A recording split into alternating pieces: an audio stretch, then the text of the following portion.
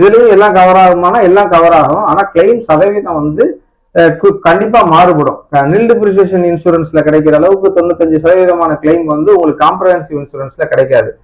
உங்க வாகனம் வந்து ஒரு 5 ஆண்டுகளுக்குள்ள இருக்கிற வாகனமா இருந்தா நீங்க நில் டிப்ரிசியேஷன் இன்சூரன்ஸ் எடுத்துட்டீங்க அப்படின்னா நீங்க கிளைமுக்கு போகும்போது கிட்டத்தட்ட ஒரு 100% கிளைம் இல்லைன்னா கூட ஒரு 90% 95% அளவுக்கான அமௌண்ட் வந்து உங்களுக்கு கிளைம் ஆகிற வாய்ப்பு இருக்கு.